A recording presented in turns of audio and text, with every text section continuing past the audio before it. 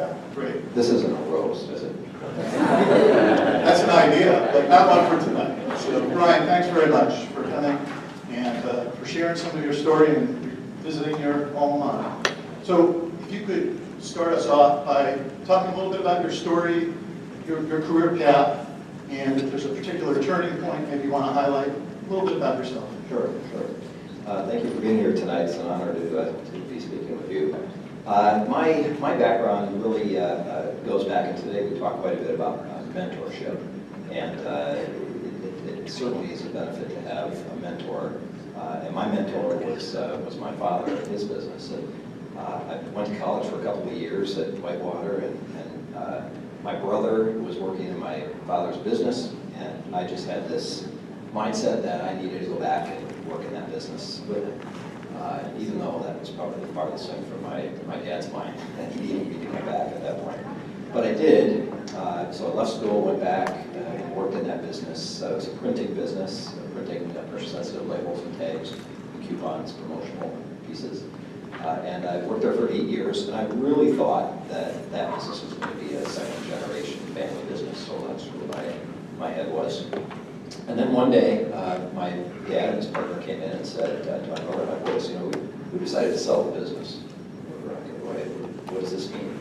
And he went on to say, when we sell it, we're going to retire, and we're going to go to Arizona, and you guys can fend for yourselves. So the business was sold to Monash Corporation, a great company, $1 billion private company. And after about less than 6 months, my brother and I were together, and we said, this isn't for us. We need to get out and do something on our own. And we had some ideas on what we could do to help our former competitors. So we put together the business plan and took that business plan out and presented it to 10 different banks around Wisconsin, Milwaukee to the Fox Valley. And only one of the banks from Milwaukee said, I'll tell you what, we'll give you a line of credit for 1 year. We're trying to borrow $3 million to build a building and buy some machinery. We had a couple of thousand that came from our dad's business, so we put everything into it. Timing is everything. And a lot of people might say, a lot of these are turning points in your business career have been luck. And to a certain degree they are, but it's really timing. And I had a neighbor a few houses down that was the president of a small local bank in Neenah. And I was telling him what we were doing, and he said, well, let's take a look at it. So he put together a proposal and called me in and said, here's what we could offer. And it was by far better than anything we've had. But I said to him, it just isn't quite there yet for us. And he said, Brian, you go take this and come back to me in a couple of days with exactly what you need. And I did that, and they did it, and that was the start of the financing for that business. And a few years later, I learned that there was a push within that bank to do more commercial business, and the timing was just perfect. I was there, I had this opportunity, and things came together. So be it luck, timing, I don't know, but it was the start of things. And through the startup years, the interesting thing was we had 8 or 9 months where we had brand new state-of-the-art equipment being built and a building being built. And I'm out talking to all these prospective customers that I thought would enjoy our services and value from working with us. And so many of them said, as soon as you're ready, Ryan, you come tell us and we'll order from you. And lo and behold, when we were ready and things were done, none of them, maybe one, actually started placing orders with us. So that was a learning experience for me that, until somebody's really willing to open up their wallet and hand over money, it's not a sure thing. So the first 18 months of that business were a lot of selling. And we talked about selling and how important it was. And I had learned early on that I knew I'd have to sell to the customers. That was obvious.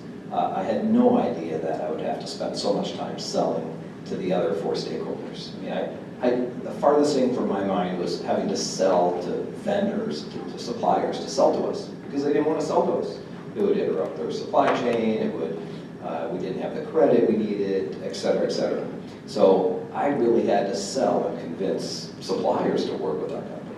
And then I had to sell employees and managers to come and work for us because the company was too small and it's risky and all the other things that I've heard all the way along in the process of getting the business started. Certainly have had, all 5 stakeholders were involved in the selling and influencing process. So I learned early on that I better be really good at selling. My partner was my brother in that business, and he was an engineer, and he could do great things with equipment to get that machinery to run anything I would bring in the door from a sales perspective. That was a relief, but one thing was clear, I wasn't going to get any pity from him. Early on, I had one large customer, a prospective customer I was working with, and every time I got through a set of hurdles, I was put to another department, and I had to get through that. And one day I was out in Ohio with this prospective customer. It turned out to be our biggest customer, but I was out with them, and I called my brother, and I said, I don't think this is going to work with this customer. And this is the big one I was counting on. And the response, I'll never forget the response. He said, well, go out and find another one. And he hung up. That was it.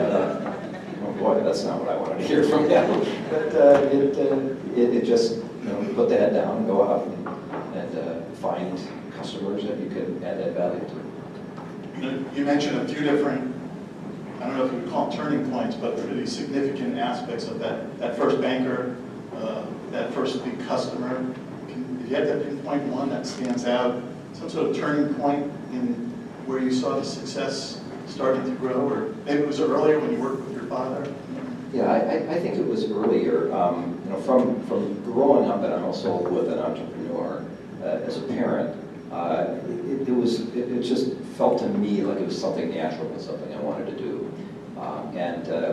When it really hit home to me was when I started to hear the rumblings about the potential sale of that business and where I would be. I thought I really better get back to school and finish my degree. So I found Stritch and participated in the Bachelor of Science program. And by the way, it was held up in Appleton, and it was held in the basement of the Appleton Police Department. So it was me and about 7 police officers and 1 or 2 other people. So I got to know the police pretty well there with that task.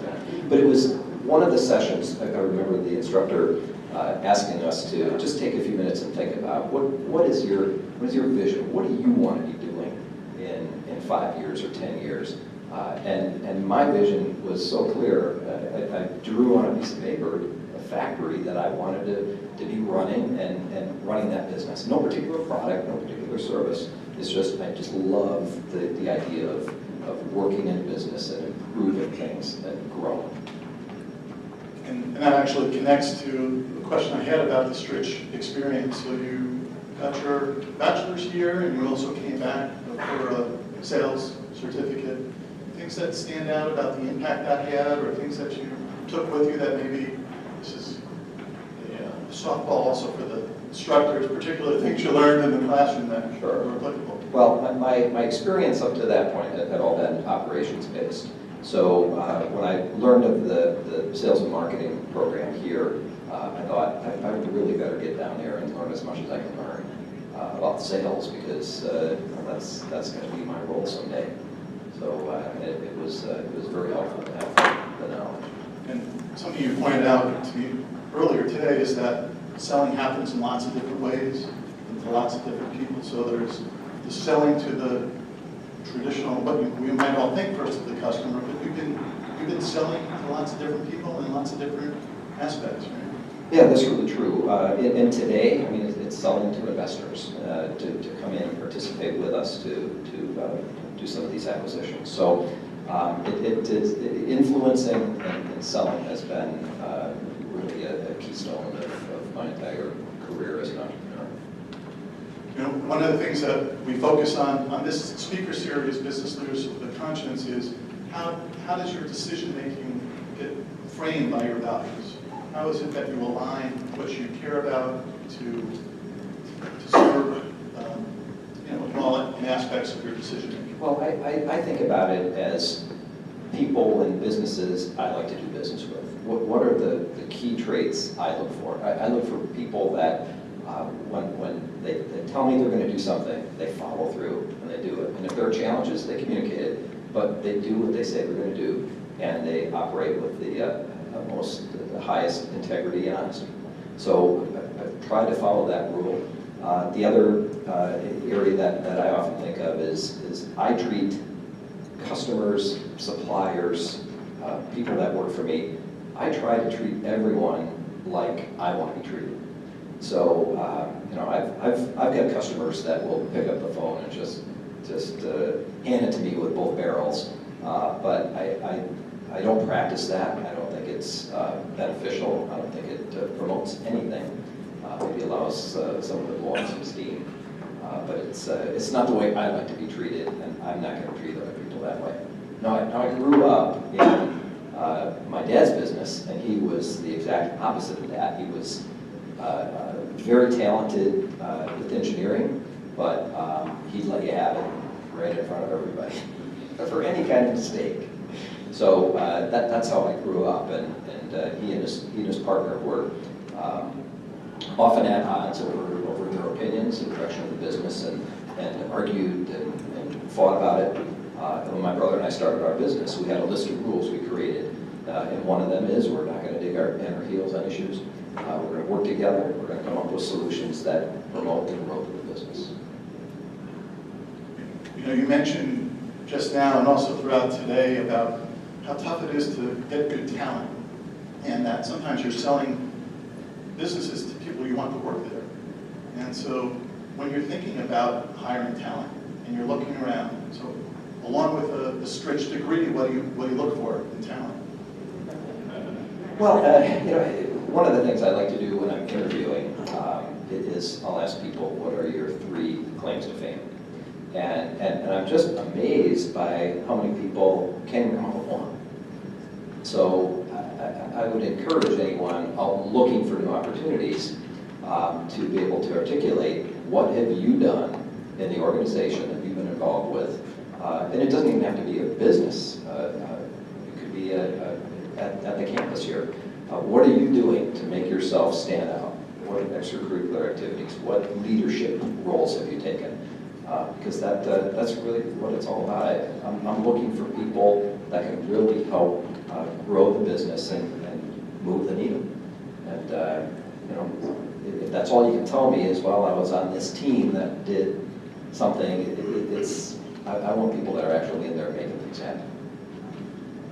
What about we have probably 20, 25 people raise their hand saying they're looking to start a business in the next few years. What counsel can you provide? Here's people looking to do a startup, and when you have that entrepreneurial head in the game, what should they be focused on?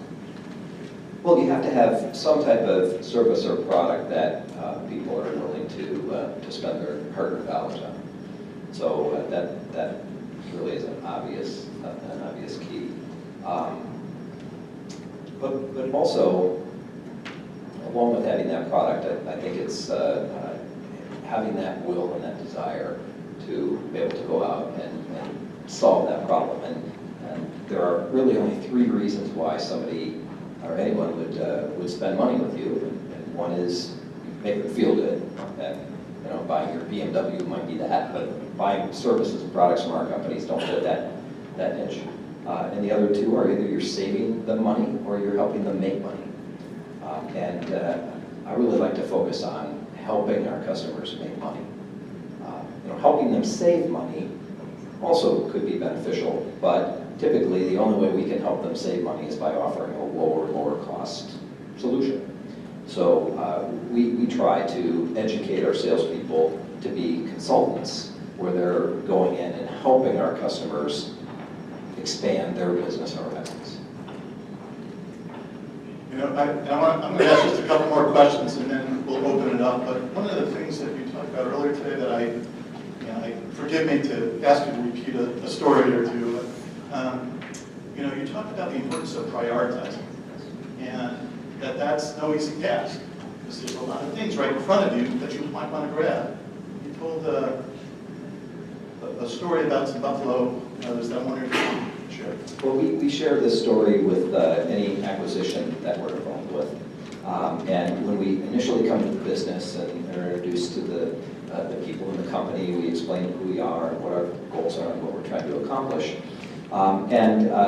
We explain that we really need to focus and prioritize. And one of the consultants we used in the past really drilled that home to me. And he had a phrase he used in his business called prioritize till it hurts. And you really need to prioritize to the top 3 or 4 things you want to accomplish as a business and really get the organization focused around that.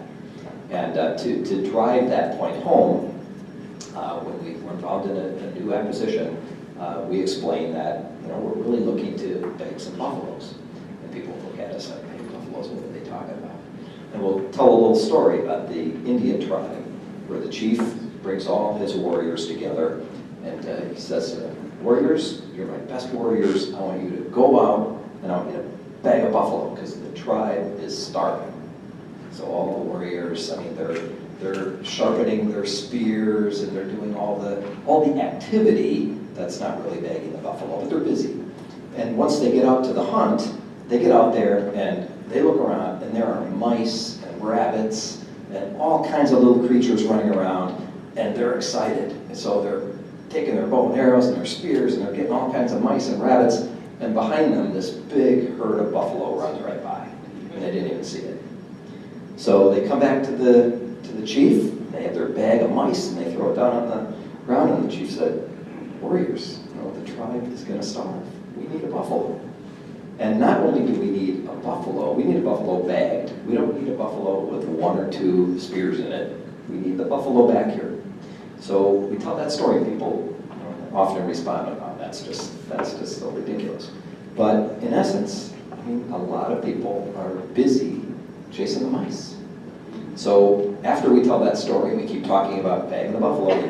These are the top priorities. You got to work on those. If somebody comes into my office and they're focused on mice, I'll bring up that story. That's a mouse. I understand you're working on that. You're busy, but bagging that mouse is not going to feed the tribe here. I think I'm going to ask you if we could stand up and walk down here. We're going to start to get some questions. And Linda, can I ask you that you can get the other screen up there? I want to put some of Brian's companies up on the screen so you have that as a backdrop. And maybe you could, as we're going to start to entertain questions, could you educate us a little bit about paper and your product? Sure. Our background is all in packaging. So the paper products have been pressure-sensitive labels. The Dunsirn Industries business supplied paper, film, pressure-sensitive materials to the tag label industry. So that was one of the reasons why that company really took off and grew as fast as it did, was we were offering the customers next day delivery of exactly what they needed. So we went out, we talked to them, we learned what their needs were, we learned some of the challenges they were having out of warehouse space, for example. So we came up with solutions to that, and customers were very interested in it. The Durafiber business is a fiberboard business. If you've ever bought one of the RTA pieces of furniture, like a desk or a bookcase, the backs, it's a wood grain, it's made out of fiberboard. Our company makes those, along with other protective packaging materials. Nakusa is a company that we bought from a division of 3M. The company makes cardinless paper. I had to laugh today when I brought the cardinless paper up. No one in Mark's class knew what cardinless paper was, so some of us don't know what cardinless paper is. But it's the paper where you write on it, it has microencapsulation on it, and it'll go through to the second, third copy. I mean, rent a car and that kind of thing. So that business was owned by 3M. It was shrinking pretty fast. We went and looked at it, thought, we could probably reinvent this business and come up with some new products and some new services for our customers. So we did that, and we owned that business for 6 years. We sold it a year and a half ago. We doubled it in size and doubled the profitability of the business. So the investors were really happy. All 5 stakeholders were happy. Investors happy, banks happy, suppliers were happy. And now that business is owned by a larger private equity firm, and they're out doubling it again. So that's a great story. Operon and A-Mark are both startup. Operon is a company that writes software for manufacturers, and part of that development of that company was I was motivated by it because I knew we could use those tools in our companies as we put more automation in, and we could monitor productivity and help the people that were running those particular pieces of machinery be more efficient at it. So we used that software in all of our companies, and then it became an excellent showcase for other customers to come in and see how it worked. And that company just sold last year. The management team put together funds and bought that company. And A-Mark is a marketing company, and my daughter Andrea over there, it's a graduate from Iowa, and working a few years in the marketing field, came back and started working with me to run A-Mark. And we at A-Mark do put together some websites, put together marketing collaterals, and social media for both the Dunsirn companies and a few outside clients. So that's a little bit about the businesses. Thanks. So let's open it up and see what questions you have. So some startups, some sales, some acquisitions, and right now, it's this constant evolving. And I realized over the past 2 years that a couple of the acquisitions that would have been just a great fit, and I was very excited about, I didn't win. I was in the hunt, but at the end of the day, larger private equity firms who could just write on a check where I needed a financing contingency and fundraising contingencies, I just wasn't doing some of those. So to answer that, I partnered with a large private equity firm out of Chicago called Fingston, and I've known these guys for probably 12 years and made some investments in their funds. So now I've got this larger financial backer, so we can do bigger packaging deals. We've got a few things in the works right now that we're working on. But it's that constantly, you run up against a barrier, and if it happens a couple of times, you've got to shift and compensate. Brian, when you look at an acquisition, there's a million of things that you do from a due diligence standpoint. Tell us a little bit about how you look at talent of the company that you're thinking about acquiring, and whether they're going to stay or go, sustainability of that business.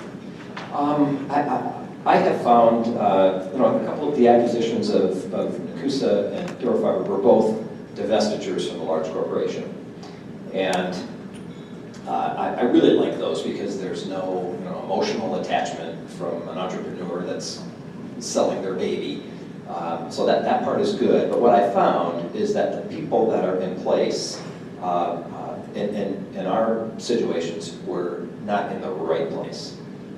Some people left early on, and some people that at Nakusa we had, the general manager was a chemical engineer, and he was in the corner office with the door closed all the time. So I just knew after a couple of weeks there that this guy's he's not in the right role. So what can we do with him? Well, we moved him to head up our R&D efforts. Guy was happier than a clam, and got somebody else to come in and be the general manager of that location. So it really is early on determining, do you have the right people in the right positions? And one of the ways we do that is my CFO and myself just become fully engaged in that business for at least 12 months. And we drive a lot of change. We use our Buffalo story and we drive change. Good question. So what would be some of the challenges in selling a service? Because you also selling a service to your supply chain. So what would be some of the challenges?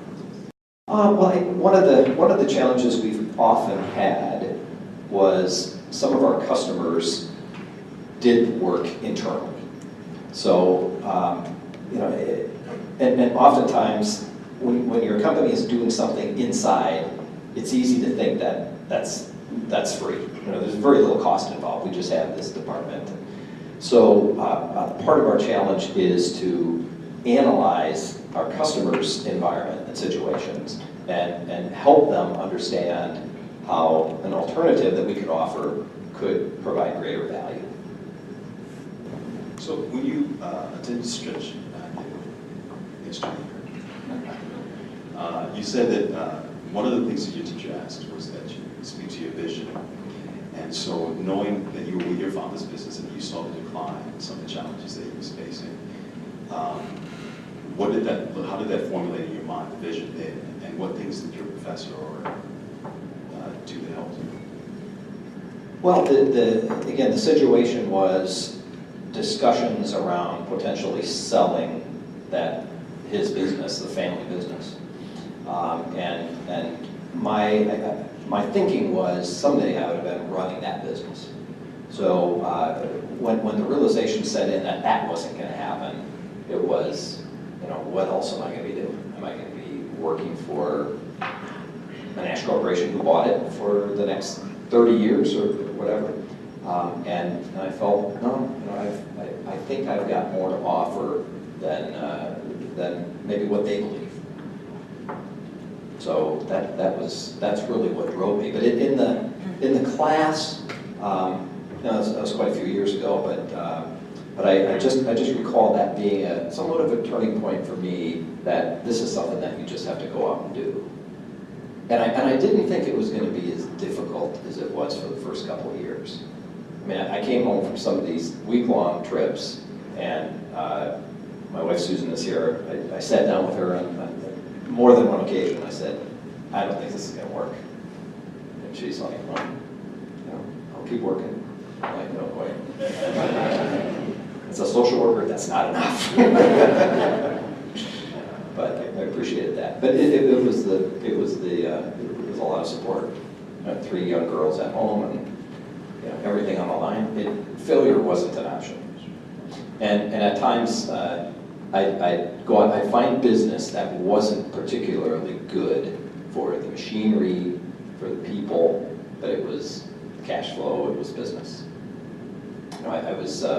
We had machines that would cut 6,000-pound rolls of paper down to smaller rolls that we supplied to our customers next day. But we had a lot of capacity. And whenever I'd bring prospective customers through the operation, I wanted it to look busy and successful. So oftentimes I would just have the operators throw on rolls of paper and run. And it was for nothing, just to come through. And that really did help. It wouldn't have been so impressive to come in and see all this stuff sitting idle. But at one point in time, I recall really needing business badly, and I ran into a scrap broker in the Carolinas. And he explained to me his business. He said, I find scrap material that comes from accidents. And he said, I just happen to have 4 rail cars full of paper that went off the track. And it's full of mud and grass. So I said, send it up to Nina. So all this paper's coming up. People in the plant are saying, what the hell is all this stuff with grass in it?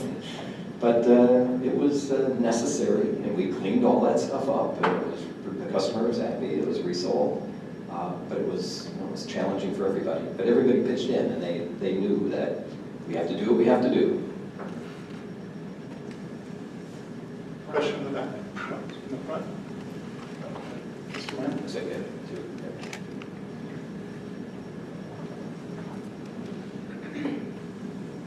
Tim Manley, senior undergrad. And I have one question to sort of follow up on the Buffalo story. It sort of got me thinking. I can't get my mind off that for a little bit. One of them was, it's obviously better to bag a Buffalo with a collective effort, being in a group, being in a team, and seeing that you're at facilities, you employ 350 people. I'm sure you know all about teamwork. My question would be, undoubtedly, a team is diverse. It's diversified. It's very different. And I can say this because I know I'm on a team here at Stritch, and we're all very different. One of the big things that a lot of people I feel it's dependent on the situation is some people are intimidated by the size of a project. And how do you help sort of deter that feeling and sort of help point people in the right direction? And what experiences, this is like a two-part question, what experiences can you point to in your individual life, maybe one individual experience that really help propel you forward to where you are today? I've often tried to facilitate team effort with a superstar, if it's a big project. That has really been beneficial because they then can help me bring out the rest of the team. Several examples where we've used someone in the organization who could really lead that team effort. And not everyone on the team was expected to be a major contributor right out of the gate. People that are new to the organization, I mean, they're learning from the rest of the team. That's good. But in focusing, and it isn't always team efforts. I mean, it's individual focus as well. What are you working on? What are your priorities? Again, I'm a believer that if you've got more than 3 or 4 major things you're trying to accomplish, you probably aren't going to be successful at them. If you've got 20, even if you accomplish the number 20 and number 19, is that enough to really make a difference? We have a question in the back. So, Brian, thanks again for being here. I heard you talk a couple of times today, and I heard you talk about when you started in operations and sort of you left school to go and do operations and get your family business, and now you're doing things that are totally different and strategy level. So I know myself, I kind of go back and forth between operational, roll up your sleeves, do things, and big picture strategy. Where are the Buffalo going to be? Where are they? Where are they going to be? So can you talk about which is your preference? Where do you like to spend more time? Which is more valuable at this point? Yeah, it's changed. In the startup Dunsirn Industries years, I just loved being mirrored in the details of what was going on and helping, because in that smaller environment, everything you did really made a difference in the success of the business. And it really got to the point where, I don't remember exactly, but we probably had 100 employees or so at that time. And I was just getting buried with things, because I would take on everything that came my way, because I just loved it. And someone at that period of time, I caught my ear that they mentioned to me, this prioritization concept. So I made a list of 5 things, and I taped it to the inside of my desk. And every time somebody walked in my office and said, "Oh, I've got this issue," I would look at my list and I'd say, "You're going to have to figure that out." And at first they were like, "What the heck? What's wrong with you?" And today, I've really enjoyed the strategizing, figuring out what kind of businesses make sense, what we can do with the business. So I don't really enjoy so much the day-to-day operational issues that come up, and I find that there's some people that can just roll with those things, and I appreciate having them around. So we only have time for a couple more questions. I'd love to get some student voices in the room. Are there other questions that you might have? I have a question. Yeah. Okay. My name is Kai King. I'm in the Associates Program. When you were saying about the Buffalo story, I know sometimes it is important to also take on those, to catch those mice and rabbits too. Can you tell me about an experience you had where it was more important for you to worry about the small details rather than the buffalo? Oh yeah, certainly customer issues. The customer can, you've got a big issue, that may not turn the dial on the business in the big term, but it's got to be dealt with. So everybody has those mice that they have to deal with. But you have to have a focus on something bigger than that. So if nobody deals with the mice, then the process stops. So it still has to be done, but you have to realize that capturing a few of those mice is not really going to propel the business to the next level. So if you have nobody really looking for the buffalo, you're going to be flat. And I've tried to find and look for people that can help me identify the buffalo and go slay it. Because not everybody can do that. It takes a different personality, experience level, desire, the will to do it. Brian, we have a question over here.